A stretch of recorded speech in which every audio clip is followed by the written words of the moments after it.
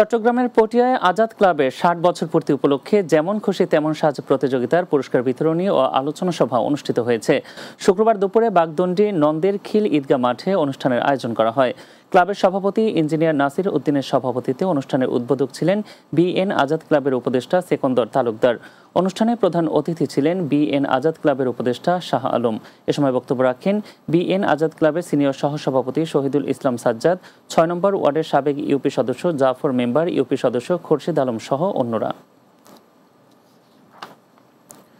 চট্টগ্রামের কর্নেলহাট বাজারের পাশে নাজির খাল ও কালীরছড়া খাল স্বেচ্ছাশ্রমের ভিত্তিতে খনন ও পরিষ্কার কাজের উদ্বোধন করা হয়েছে। শুক্রবার সকালে নগরীর কর্নেলহাট বাজারের পাশে খাল খনন ও পরিষ্কার কাজের উদ্বোধন করা হয়।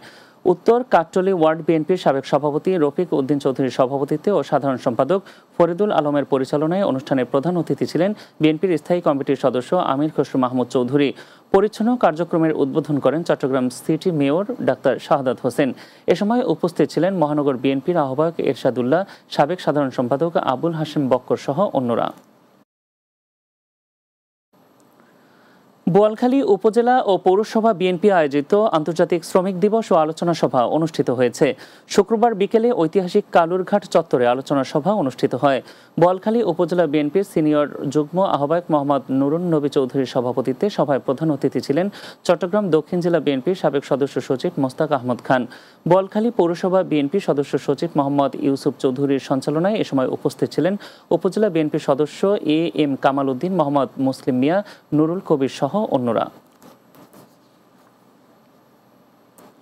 এসব বন্ধু প্রাণের টানে, ক্যাম্পাস আর ক্লাসরুমে, এই স্লোগানে চট্টগ্রামে অনুষ্ঠিত হলো সামাজিক এবং বন্ধুত্বের প্ল্যাটফর্ম ব্যাচ 94 বিডির লোগো উন্মোচন ও মিলন মেলা।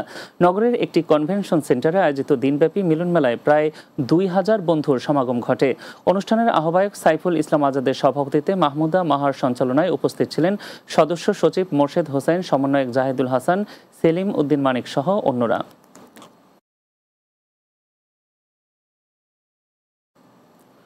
রাতে বাংলা নিচ্ছি আরো একটি বিরতি, ফিরছি কিছুক্ষণের মধ্যে, সঙ্গেই থাকুন।